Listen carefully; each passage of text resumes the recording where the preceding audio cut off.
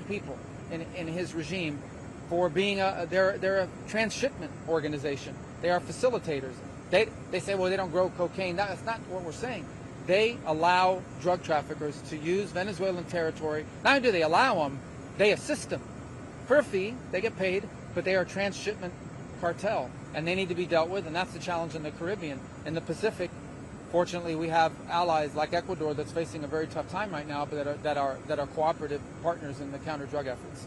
But if you have allies, then why do you need to strike a boat and kill Well, the United States has unique capabilities that others don't have. I'm not going to get into the details of the intelligence that we gather, but I can assure you that every one of these strikes involves boats and shipments that were tracked from the very beginning. From the moment these things were put together, the moment they were coordinated, we know where they're headed, we know what their drop-off points are, we know what organizations they're involved in. These things are tracked very carefully. There are hundreds of boats out there every single day, and there are many strikes that we walk away from, and that the Department of War walks away from because it didn't meet the criteria. This goes through a very rigorous process. Are these Colombian nationals or Ecuadorian nationals? They are, as you've seen, we've seen Ecuadorian nationals, we've seen Venezuelan nationals, side. we've seen, well, I can't comment on the Pacific side in specific. I'll leave that to the Department of War to make that announcement. I mean, the president keeps saying that there's fewer and fewer boats because it's working, and that he's like considering land strikes. What does he mean by land strikes when he's discussing? Well, I don't have anything to announce on our strategy with regards to that. Suffice it to say that there are routes on the ground as well. We're aware of that. And the good news about that, too, is that we have officials in Ecuador, in El Salvador, in Guatemala,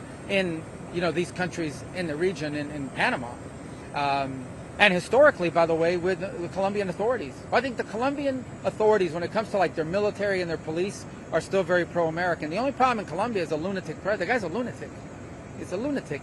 And he's not well. And everybody knows he's very unpopular in Colombia. I don't know if you saw today, the Colombian Congress voted, I think it was like 72-20, to designate the Venezuelan regime as a narco-terrorist organization.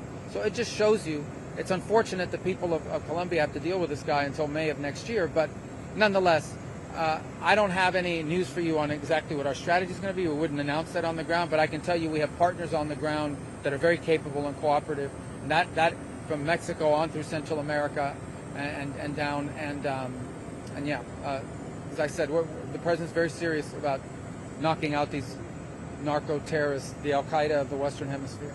Is there many...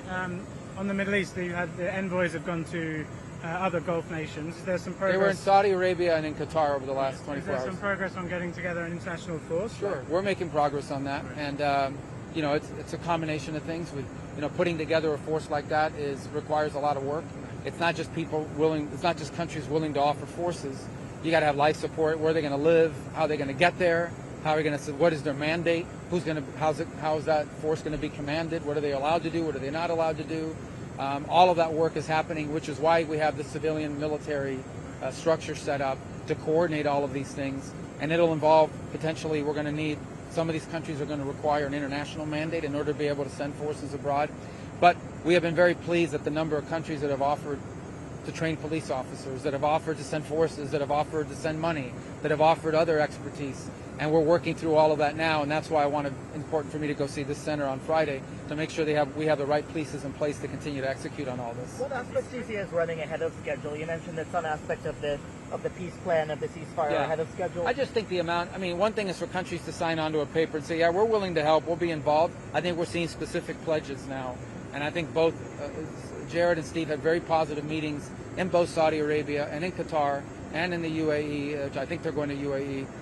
Very positive meetings with all of our partners in the region about what they're willing to contribute, and countries outside the region as well. We're not ready to announce those, but countries outside the region, including majority Muslim countries outside the region, that are prepared to offer things that you really wouldn't have thought they've never done before.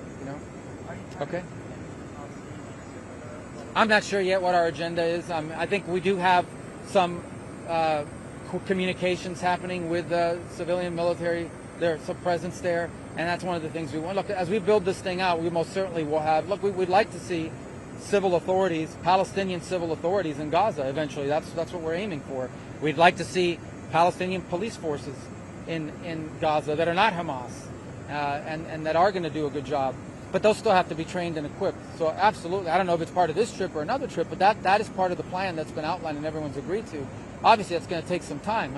You don't just hire people, police officers. You got to vet them, you got to train them, You have to make sure that the infrastructure is in place. I mean, this thing's only 7-8 days old, so there's a lot of work to be done, but we're really committed to making sure we see this through. Are you concerned about Hamas repression of Gazans and Oh, yeah, it's reprisals against horrifying. Gaza? I think we've seen what they've done. I mean, they've gone out, they've gone after, they've tried to make sure that everybody knows that people perceive that they're in charge, and they did it with brutal force. These images were out there. They were putting the images out there.